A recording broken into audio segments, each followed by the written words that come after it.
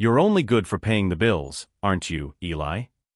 The words came out of my son-in-law's mouth like a punch in the stomach, in front of the whole family gathered for my granddaughter's birthday. The entire restaurant seemed to fall silent. My daughter Rebecca looked down, ashamed. My 3 grandchildren, 12-year-old Jake, 10-year-old Lucy, and 7-year-old Tommy, looked at me with an expression of pity that broke my heart. Brandon, my son-in-law of 8 years, smiled with that arrogance I had learned to hate. He had just announced to everyone that he had bought a new car, with the money I had lent him for the family's medical emergencies. "Daddy always helps us, doesn't he?" Rebecca murmured, touching my arm as if to comfort me. I smiled and nodded, as I always did. As I had always done for 8 long years of humiliation. My name is Eli Thompson. At 65, I just retired after 42 years working as an accountant at a consulting firm in Denver. I raised my daughter Rebecca alone after my wife Martha died in a car accident when Rebecca was only 5. It wasn't easy. Working 60 hours a week, cooking, cleaning, helping with homework, attending all the school presentations where I was the only single father in the audience. But it was worth every sacrifice when I saw Rebecca graduate with a degree in business from the University of Colorado. That's where she met Brandon. At first, he seemed like the perfect son-in-law. Handsome, naturally charming, always sweet-talking Rebecca. But little by little, the masks came off. First, there were the small loans. $50 here, $100 there. Always with promises of repayment that never materialized. Then came the comments. "Your dad has a lot of money saved up, right, babe? Government retirement must be good. Why doesn't he help more? Families should help each other." Rebecca began to repeat these phrases. "Dad, Brandon is right. You've worked so hard, you must have a good reserve. It would just be a loan." What she didn't know was that every dollar I lent her came from the account I had saved for her inheritance. 40 years of savings, stock sales, careful investments. All planned so that she and her grandchildren would have financial security. Over the past 2 years, it had already been $23,000. Always with the same excuse, "It's for the kids, Dad. For the good of the family." But that night at the restaurant, as Brandon laughed at his own cruel joke and the waiters avoided our gaze, something inside me changed. Or rather, something woke up. As I paid the bill, as always, and listened to Brandon planning aloud the next emergency that would require my money, I began to formulate a plan. Brandon had completely underestimated the man he thought he could manipulate. He saw a foolish and generous old man. I saw a parasite who was destroying my family. If you're enjoying this story of how an arrogant son-in-law discovered he had chosen the wrong father-in-law to humiliate, don't forget to subscribe to the channel. Because what Brandon didn't know was that a retired accountant with 42 years of experience in financial auditing had very specific tools for dealing with people who abuse the trust of others. And I was ready to use every one of them. During the 3 days following that public humiliation at the restaurant, I started doing what I've always done best, investigating numbers. 42 years as an accountant taught me that people can lie with words, but numbers always tell the truth. Sitting in my home office, I spread out all the bank statements from the last 5 years. What I discovered turned my stomach. Brandon wasn't just a financial parasite. He was a systematic predator. It all started 3 months after his marriage to Rebecca. "Dad, Brandon had an emergency at work. They cut his salary temporarily. Could you lend us $500? Just until he gets back on his feet." $500 turned into $1,000. $1,000 turned into $2,000. Each loan came with a story more elaborate than the last. Health problems, investment opportunities, car emergencies, unexpected medical bills. The cruelest part was that he used my own grandchildren as an emotional shield. "It's so Jake can stay on the baseball team, Eli. Lucy needs braces now, or she'll miss the ideal window for treatment. Tommy is struggling in school, he needs urgent tutoring." How could I say no to my grandchildren? But looking at the bank statements, I discovered something that made my blood boil. In the same months that Brandon claimed to be broke, there were regular deposits into an account he thought I didn't know about. Deposits that matched exactly the amounts he borrowed from me. He was using my money to fund a lifestyle he couldn't sustain. The credit card accounts I was able to access, Rebecca still had me as her financial proxy from her college days, revealed an even more disturbing pattern. Dinners at restaurants costing $500 a tab. Designer clothes that cost more than my monthly rent. Trips to Vegas that he justified as work conferences. And worst of all, expensive jewelry purchased on dates that didn't coincide with birthdays, Mother's Day, or Christmas. Jewelry that Rebecca never wore when she visited me. On Wednesday night, I called my old friend Pete, who worked in the human resources department of the company where Brandon supposedly worked as a sales manager. Eli, old friend, good to hear your voice. How can I help you? Pete, I need a favor. Can you discreetly check the employment history of a Brandon Wells? He should have been working there for about 5 years. 15 minutes later, Pete called me back. His voice was tense. Eli, this guy was fired 2 years ago for falsifying sales reports. We caught him inflating numbers and stealing commissions from other salespeople. He was escorted out by security. My world fell apart. For 2 whole years, Brandon had been telling me he was working, complaining about the long hours, the pressure from his boss, the difficult colleagues. Every morning he left the house for work, and every night he came home exhausted from the day. Rebecca firmly believed she was married to a hard-working, dedicated man.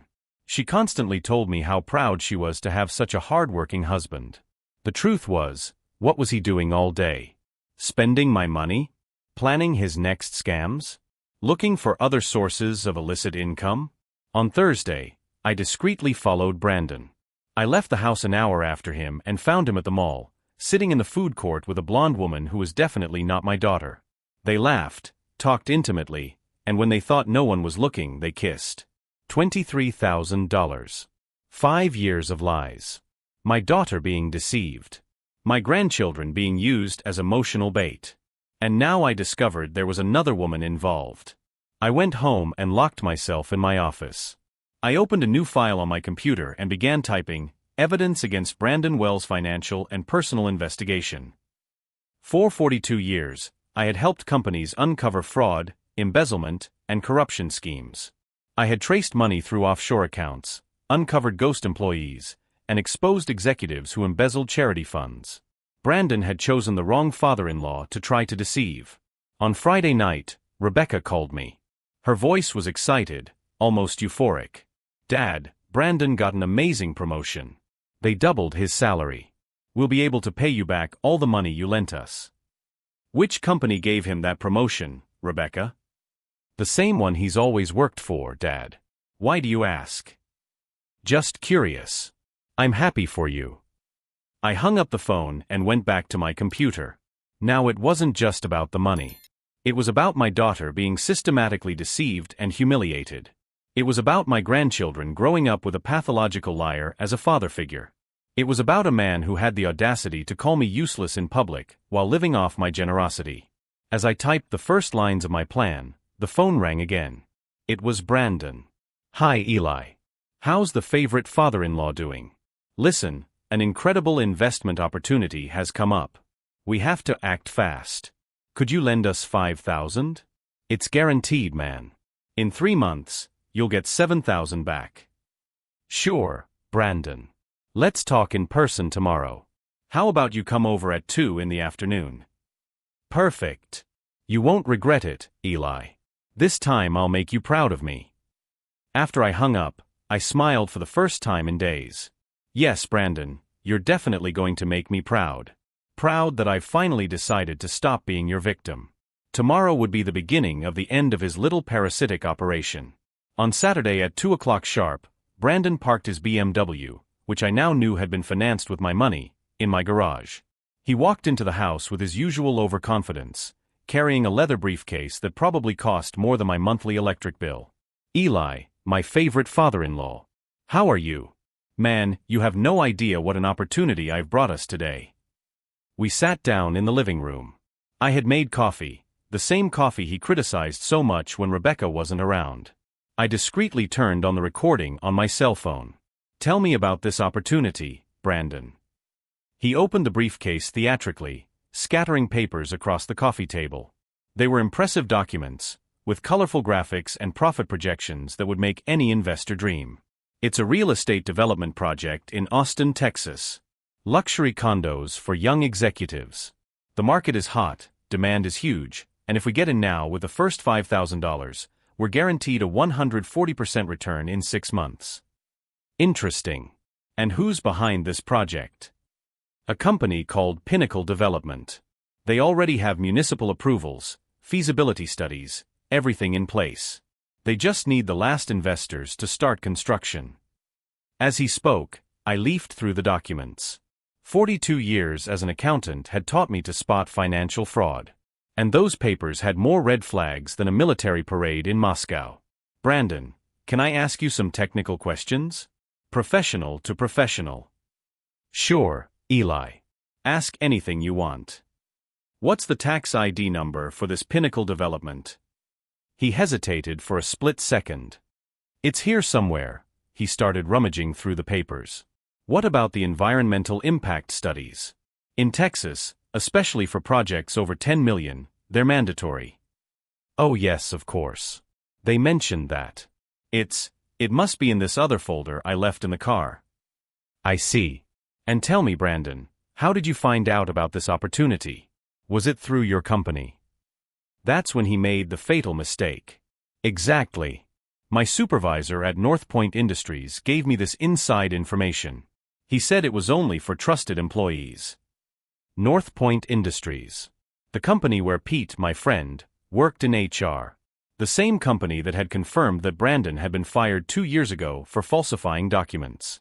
What a coincidence, Brandon. My friend Pete works at North Point Industries. Do you know him? Pete Morrison. The color drained from Brandon's face. Pete Morrison? No, I don't think so. It's a big company, right? Lots of people. Sure, a lot of people. He's been working in HR for 15 years. He knows everyone. Brandon started to sweat. Literally. Beads of sweat appeared on his forehead. Well, Eli, the important thing is the opportunity. 5,000 now, 7,000 back in 6 months. Simple math. That's right. Math has always been my specialty. I picked up my phone. You know what makes me curious? Rebecca told me yesterday that you got a promotion at North Point. Congratulations, by the way. Oh yes, thank you. It was a surprise to everyone. I imagine. Especially considering you were fired from there 2 years ago.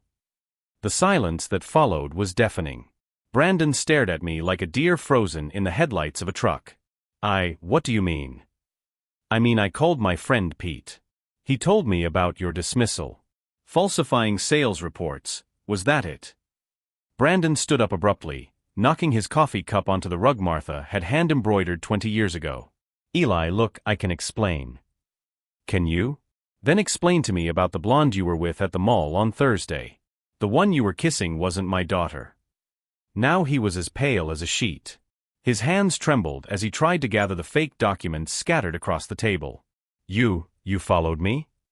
I didn't have to follow you very far. You weren't exactly discreet. That's when my phone rang. It was Rebecca. Dad, is Brandon there? He forgot his cell phone at home and has an important call to make. I looked at Brandon, who was watching me with desperate eyes. Yes, sweetheart. Do you want to talk to him? Please. I handed the phone to Brandon. He hesitated, then answered in a forced, normal voice. Hi, honey. What important call? Oh, that one. Yes, I've taken care of it. No, you don't need to worry. Everything's fine here. I'm just finalizing the details of the investment with your father. When he hung up, we stared at each other in absolute silence. 2 generations of men who knew exactly where they stood. Brandon, I finally said, you have 5 seconds to tell me the truth about everything. About the money, about your job, about your mistress, about your plans for my daughter. 5 full seconds of honesty, and maybe we can settle this like civilized men. He looked at me for a long moment. I could see the calculation going on in his mind. Could he keep lying? Could he convince me somehow? Was there still a way out? Or, I continued, you can continue to treat me like an old fool who doesn't understand anything. In that case, tomorrow morning, Rebecca will receive a package with all the evidence I've collected. Photos of you with your mistress. Bank statements showing where our money went. Recordings of your lies. And a copy of your termination report from North Point Industries. Brandon sat down heavily on the sofa, buried his face in his hands, and for the first time in 8 years, told the truth. Eli, I've ruined everything. It was at that moment, listening to my son-in-law finally admit to years of lies and betrayal, that I made the decision that would change everything. It was no longer enough to protect my money or even expose his lies. I needed to protect my daughter and my grandchildren from a predator who had built his entire life on falsehoods. And to do that right, I would need professional help.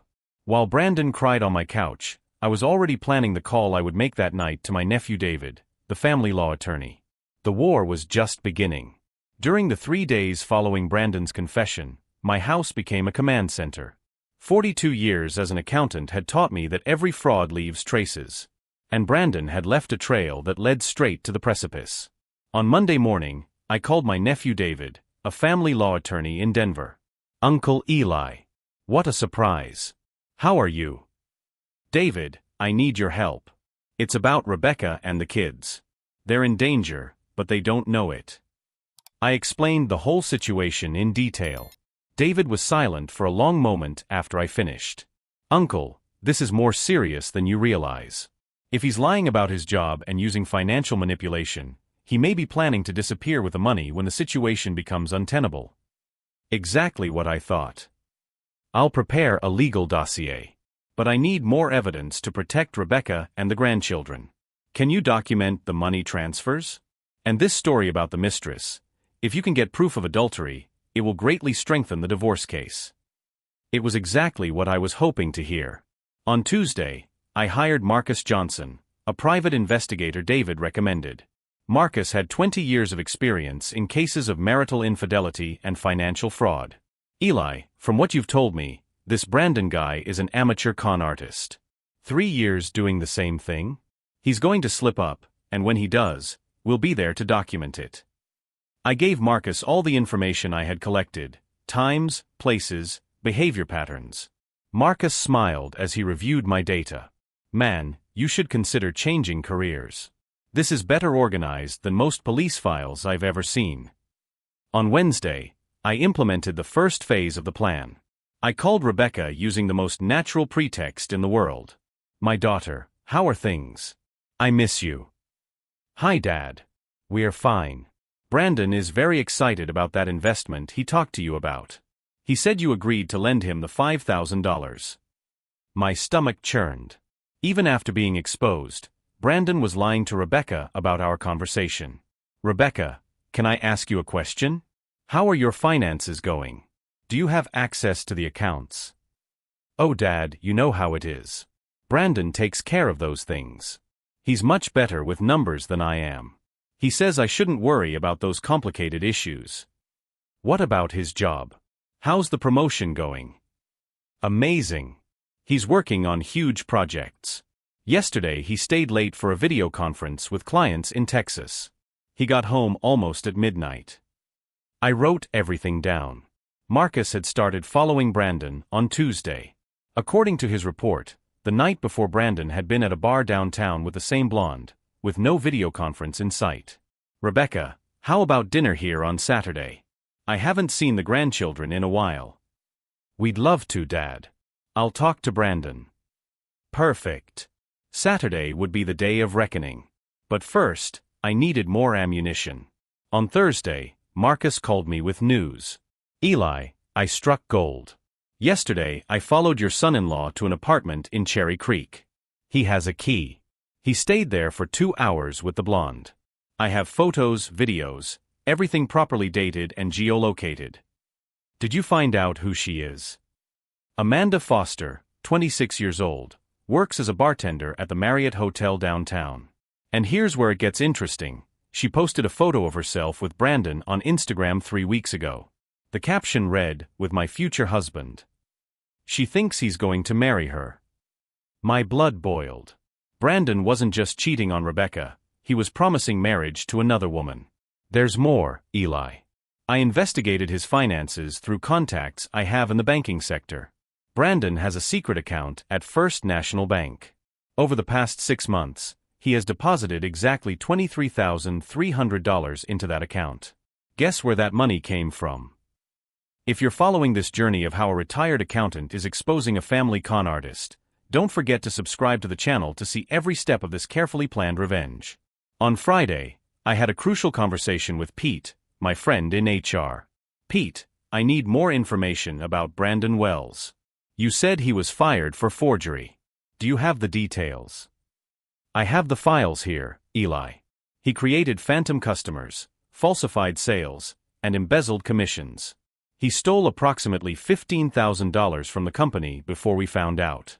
Northpoint didn't press criminal charges because they didn't want the negative publicity, but it's all documented. Can I have a copy of those files? Officially, I can't. But if I left some papers on my desk and went out to lunch. Pete was a true friend. That afternoon, while I was organizing all the evidence, Rebecca called me. Dad, Brandon can't go on Saturday. An emergency came up at work. He has to travel to Austin to resolve a problem with an important client. Austin. The same city as the fake investment Brandon had offered me. That's too bad, Rebecca. What about you and the kids? We're going. Actually, it will be nice to have some time just us. Brandon has been very stressed with work lately.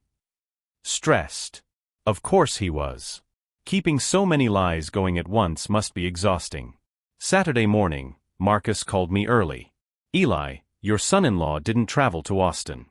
He's been at the Cherry Creek apartment since last night. And there's something new. Yesterday he withdrew $5,000 in cash from a secret account. $5,000. The same amount he had borrowed for the fake investment. Marcus, I need you to document everything that happens today. Photos, videos, times. This may be our last chance to catch him red-handed before the revelation. I'm already in position, Eli. No detail will escape me. At 2 in the afternoon, Rebecca arrived with her grandchildren. Jake, Lucy, and Tommy ran to hug me, while Rebecca looked tired. How are you, my daughter?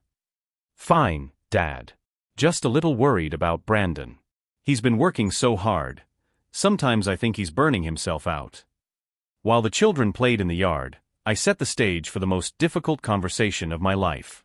Rebecca, can I show you something in my office? It's about financial planning. I thought you should be more involved with the family finances. Sure, Dad. You're right. Maybe it's time to understand these things better. I led my daughter to the office where, over the course of a week, I had meticulously organized the evidence of the betrayal of the man she loved. On the desk were photos of Brandon with Amanda, bank statements from a secret account, documents from Northpoint Industries about his resignation, and spreadsheets showing where every borrowed dollar had actually ended up. Daddy, what's all this? Rebecca, sit down. I need to tell you about your husband. And when I'm done, you'll understand why we need to protect you and the children.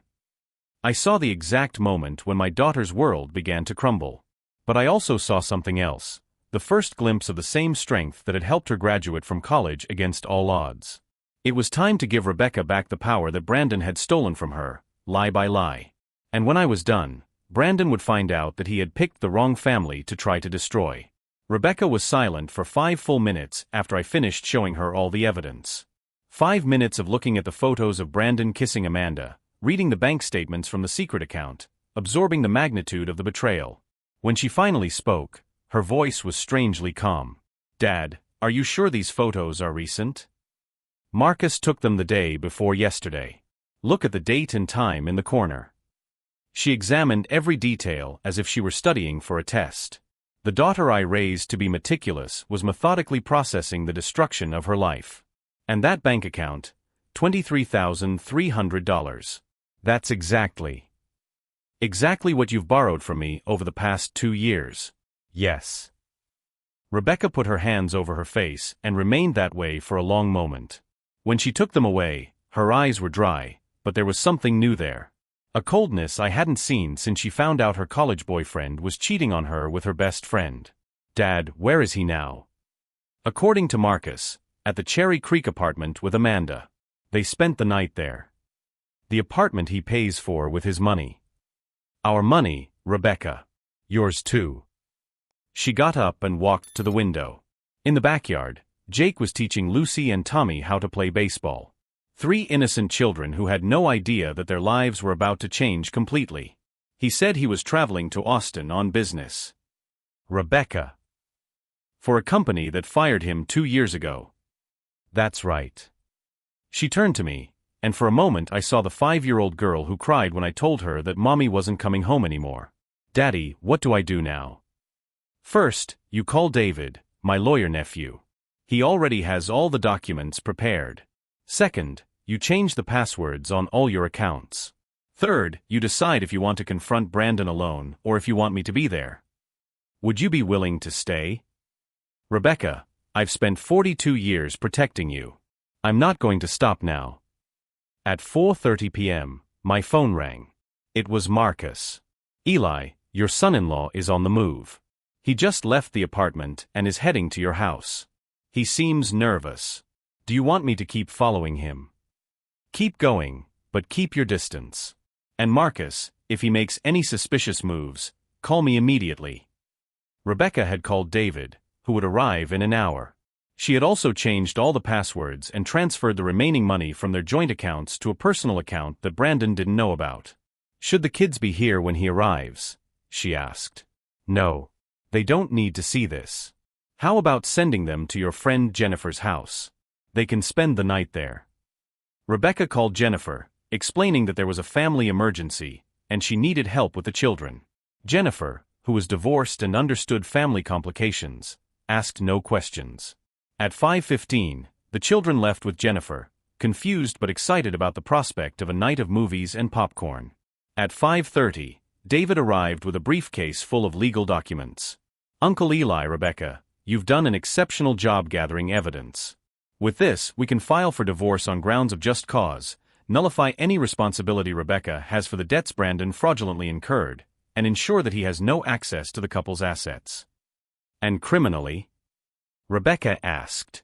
Marital fraud, misrepresentation, possible tax evasion. If you want to prosecute him criminally, he could get 2 to 5 years. I don't want him to go to prison, Rebecca said, surprising us both. I want him to disappear from our lives and never come back. At 6 o'clock, Rebecca's cell phone rang. It was Brandon. Honey, I'm on my way home. The meeting in Austin was canceled at the last minute. I'm going to stop and pick up some pizza for dinner. Rebecca looked at me and David before answering. Actually, Brandon, I'm at my dad's house. Why don't you come here? I need to talk to you about something. Sure, babe. Is everything okay? Everything is perfect. 20 minutes later, Brandon parked in my garage. Through the window, I could see him checking his reflection in the mirror, adjusting his shirt, preparing his salesman's smile. He entered the house as he always did, with the excessive confidence of someone who believes he has complete control over the situation. Hey, Eli. How's it going, father-in-law? Rebecca said she needed to talk to me about something. Yes, Rebecca replied, getting up from the armchair where she had been waiting. I need to talk about Amanda Foster. The blood drained from Brandon's face so quickly that I thought he was going to faint. What? Who is Amanda Foster? David, who had been sitting quietly in the corner of the room, spoke for the first time. Mr. Wells, I'm David Thompson, a family law attorney. I represent your wife in the divorce proceedings she is initiating. Brandon looked from David to Rebecca, then to me, like a cornered animal looking for a way out. Divorce? Rebecca, what kind of joke is this? What's the catch? Rebecca walked over to the coffee table and picked up one of the photos Marcus had taken. It was Brandon and Amanda kissing at the entrance to the apartment. The trick is that this photo was taken the day before yesterday. The same day you told me you were in Austin on business. Brandon took the photo with trembling hands. Rebecca, I can explain. Can you explain this too? She showed him the statements from the secret account. $23,300. The same amount we borrowed from my father. And this, David added, showing the North Point Industries report. Your dismissal for document falsification 2 years ago. Brandon slumped onto the sofa, burying his face in his hands. You don't understand. I was going to tell you everything. I was just waiting for the right moment. The right moment for what? Rebecca asked, her voice laden with a coldness I had never heard before. To tell me that you haven't worked in 2 years? That you have a 26-year-old mistress who thinks she's going to marry you? That you stole money from my father to fund your double life? Rebecca, I love you. No, her voice cut through the air like a knife. You don't love anyone but yourself.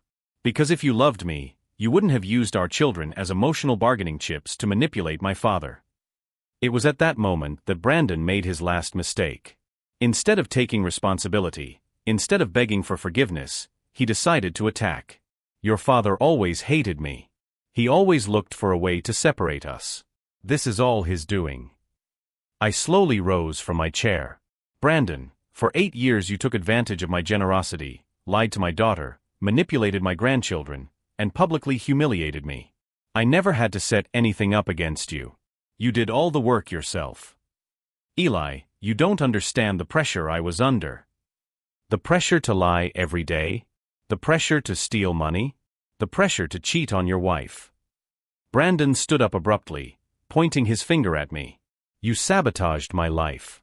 You investigated me like I was a criminal. You are a criminal, David interrupted calmly. Technically, you committed at least 4 crimes: marital fraud, misrepresentation, embezzlement, and possible tax evasion. That's when Brandon completely lost control. You think you're so smart, don't you? But I still have rights. I'm the children's father. Half the assets are mine. Rebecca laughed. It wasn't a happy laugh, but the bitter sound of someone who finally sees the whole truth. Brandon, you have no rights. Not when you built our entire marriage on lies. The children are mine. You can't stop me from seeing them. Yes, I can, David said, showing a document. We have evidence that you used the children to financially manipulate their grandfather. That is considered psychological abuse. Any visits will be supervised by the court. Brandon looked at the 3 of us, finally realizing there was no way out.